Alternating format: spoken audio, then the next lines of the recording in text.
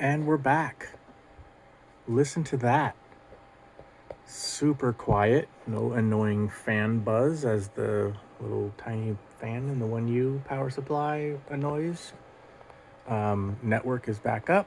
I'll show you here real quick. So this is my pfSense main screen there. You'll see here it's not 6 cores, it's zone 1 and zone 2 and then 4 cores. I don't know if that's a thing on this processor or if that's a new thing for pfSense and I just didn't know about it. Excuse the plastic that's blocking my hardware ID there, which is not going to be shared. As you can see here, T-Mobile online, Starlink online, Starlink online. So we're back up and running. Everything should be working. I just took a backup of the old router, applied it to this router. Actually, I did it like 2 weeks ago, and it's been running on my bench because I wanted to make absolutely sure everything was rock solid, because once I do the change, I don't want to undo anything.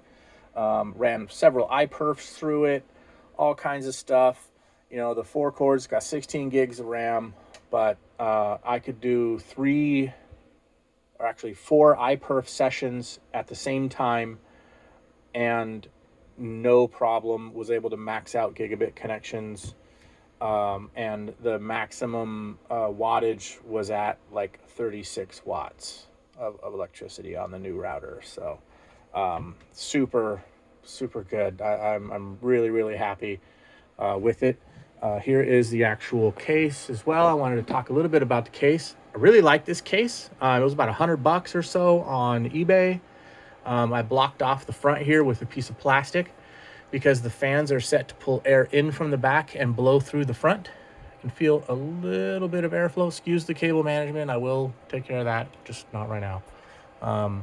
So these are just blanks that are in here. There's nothing there. It's just 2 cards. So I have a 10 gig SPF connecting to the XG16, which is now the new core router or core switch. Sorry, and then my internet connections come in on the Intel gigabit quad port. I will not be using the 2 onboard NICs because they are Realtek.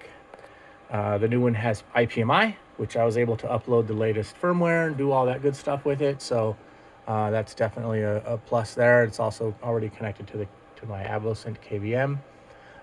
As you can see, temperature-wise, it's been up and running for about 10 minutes now, and the hottest core is 112 degrees Fahrenheit. So not bad at all.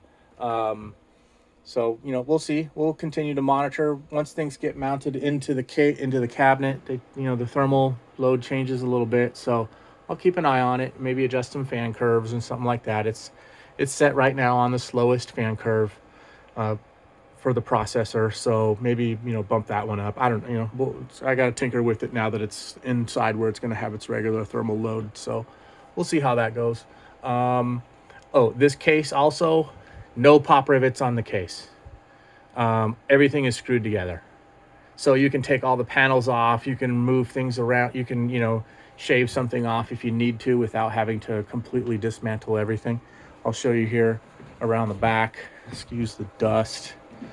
So I knocked out the holes that were in here and just used the nibbler on the edges here and just filed them down so they won't cut anything. But so yeah, I replaced the case fans with Noctuas.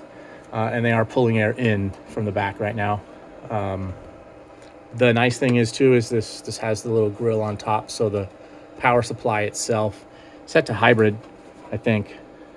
Yeah, I don't feel any air, but it's it's Seasonic, so trusted, known good, love Seasonic to death. Don't use anything else if I can help it. So yeah, that's pretty much it. On the new one. So, again, it's just a matter of taking a backup and reapplying the backup and aligning network ports. It's really all it is. Thanks a lot. If you have any questions, let me know. Bye.